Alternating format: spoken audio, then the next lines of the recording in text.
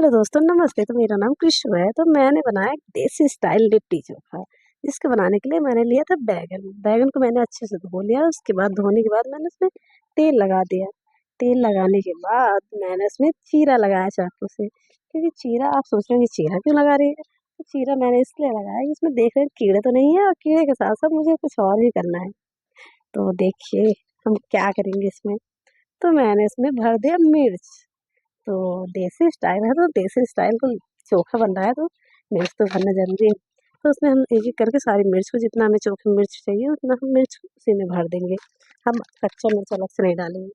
उसके बाद मैंने उसमें दोनों 2 बैंगन में तो भर दिया मिर्च ही मिर्च। फिर उसके बाद 1 बैंगन में लहसुन को मैंने छील के एक-एक करके सारा लहसुन उसमें भर लेंगे। ऐसे भर आपको एक-एक करके सारा लहसुन भर देना है। उसके बाद मैंने देखिए ऐसे तीनों 3 चीरा लगाया, तीनों जगह वो पूरा लहसुन से एकदम भर दिया। और लहसुन चोखा में जानते हो, लहसुन के बिना चोखा कहाँ। उसके बाद मैंने गैस जलाया, और मेरे पास तो जाली नहीं है, फिर मैं ऐसे चिमटा से पकड़-पकड़ के कर रही थी उसको भूनने के लिए। फिर उसके बाद मैंने देसी जुगाड़ लगा के उसमें मैंने चिमटा ही पूरा उस पे चिमटा ही रख दिया उसके नीचे।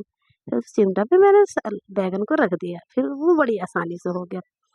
आपके पास जाली हो तो आप एकदम अच्छे से भून सकते हैं। फिर मैंने भून लिया ऐसे ही करके बैंगन को एक-एक करके सारे बैंगन को भून लिया अच्छे से, एकदम बहुत जल्दी हो जाता है, ज़्यादा टाइम नहीं लगता। फिर उसके बाद ये देखिए एकदम सॉफ्ट बैंगन है, और ज़्यादा टाइट अगर अच्छा बैंगन है, सड़ा नहीं है, तो बहुत मतलब टाइट बैंगन, ज़्यादा टाइट रहता है बैंगन तो वो जल्दी नहीं होता है। ये बैंगन बहुत ही सॉफ्ट था, इसलिए होने में भी ज़्यादा टाइम नहीं लगा। मैंने फिर उसके बाद बैंगन को साइड में रखा, उसको ठंडा होने के लिए। फिर मैंने आटा लगा लिया। आटा लगाने के लिए मैंने लिया था न आटा। पहले तो जितना आपको बनाना है लिट्टी उस हिसाब से आटा लिया, फिर उसमें थोड़ा-सा नमक डालेंगे, फिर उसमें अजवाइन। अजवाइन से तो टेस्ट ही अलग होता है, लिट्टी का हो जाता है।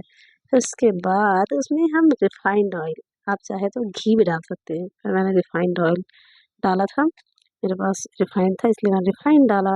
फिर बैंगन हमारा ठंडा हो गया तो उसको हम छील लेंगे। उसको छिलका निकालने के बाद अच्छे से धो के, फिर उसके बाद हम उसको एक ग्लास से मैश कर देंगे। आपके पास मैशर हो तो आप मैशर से मैश कर सकते हैं, मेरे पास नहीं था, तो मैंने ग्लास से एकदम मिर्च-विर्च देखिए कितना बारीकी से हो जाता है मिर्च, लहसुन, क्योंकि आग में हो गया था, इसलिए आग में ही पक गया था, इसलिए बहुत जल्दी से हो गया। टमाटर मैंने बॉयल किया था टमाटर को, तो टमाटर मैंने ऐसे उसके साथ मिक्स कर दिया। फिर मैं पहले वो सब बैंगन-वैगन मिक्स कर ली, फिर उसके बाद लास्ट में आलू को, अब हाथ से कर सकते हैं, आलू को तो हाथ से ही कर सकते हैं, मैंने भी हाथ से ही किया लास्ट में आलू। ये देखिए हमारा चोखा ऑलमोस्ट बन ही गया है। अब जो कि ज़रूरी है नमक, बिना नमक के कहाँ चोखा के अधूरा ही है। तो मैं स्वाद अनुसार इसमें नमक डाल रही हूँ। और मेरा तो अभी से खाने का मन करने लगा, क्योंकि इतना टेस्टी चोखा इतना अच्छा महकने लगा था। फिर उसमें भर-भर के धनिया डालेंगे। धनिया के बाद हम डालेंगे खट्टा करने के लिए नींबू का रस। उसमें मेन तड़का लगाना तो बाकी है, उसमें हम तेल को गरम करके उसमें चोखा में डाल देंगे। फिर उसके बाद हम बना पैन में लिया मैंने, एक पैन को रख दिया गैस पे गरम होने के लिए। फिर उसके बाद मैंने लिया उसमें बेसन। बेसन को मैं धीमी आँच पे एकदम धीरे-धीरे करके भून लूँगी। एकदम धीमी आँच पे भूनना है, जब महकने लगे बेसन भुनने लगता है तो एक अलग से महक आती है। तो उसके बाद वो बेसन, तो आप गैस की फ्लेम बंद कर देना है, फिर भी आपको थोड़ा चलाते रहना है, क्योंकि कढ़ाई गर्म होती है, नीचे पकड़ लेगा, इसलिए आपको थोड़ा चलाते रहना है। फिर उसके बाद हमारा बेसन भुन गया है, देखिए ठंडा हो गया थोड़ा।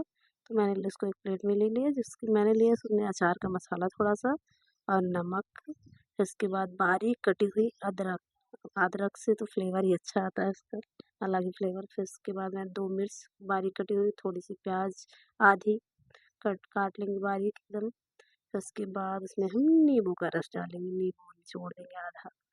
आधा नींबू निचोड़ने के बाद उसको हम कर लेंगे मिक्स, मिक्स, मिक्स। मिक्स करने के बाद देखो हमारा बन गया है उसका मसाला भी। उसको लिट्टी में जाने के लिए उसका मसाला तैयार है। तो मैंने ये ले लिया, आटा पहले से ही लगा के रखा था। तो मैंने उसकी लोई बनाई छोटी-सी, उसके बाद मैंने कचौड़ी के जैसे बना के उसमें भर के, फिर उसके बाद उसको गोल शेप दे दिया। एक-एक करके हमारी लिट्टी बन गई, ये देखो। तो ऐसे करके सारी लिट्टी को हम बना लेंगे। फिर उसके बाद बनाने के बाद हम पैन में तेल को गरम कर लेंगे, हल्का ही गरम, एकदम हाई फ्लेम पे नहीं करना है। उसके बाद उसको हम धीमी आँच पे एकदम पकाएँगे, उसको सेकेंगे, क्योंकि अगर ज़्यादा हाई हो जाएगा तो वो लिट्टी अंदर से जल जाएगी, बाहर से जल जाएगी, अंदर से कच्ची रह जाएगी। इसलिए आपको धीमी आँच पे इसको लिट्टी को पकाना है। ऐसे फ्राई करने से एकदम देखो कितना सुनहरा कलर आने लगता है। फिर उसके बाद ये देखिए लिट्टी हमारी बन के एकदम तैयार है। चोखा तो पहले से ही तैयार था। ये देखिए कितनी प्यारी लिट्टी। फिर उसके बाद आप आगे फिर डाल दीजिए दूसरा भी, आप उसको एंजॉय करिए। ये देखिए, ये देखिए। आपको अगर अच्छी लगी ये वीडियो तो आप लाइक शेयर सब्सक्राइब करना ना भूलें और साथ में कमेंट भी करिए। ये देखिए मेरे हस्बैंड तो ट्राई करने लगे, आप भी बनाइए और खाइए, एंजॉय करिए। बाय बाय दोस्तों, टेक केयर, अपना ख्याल रखना।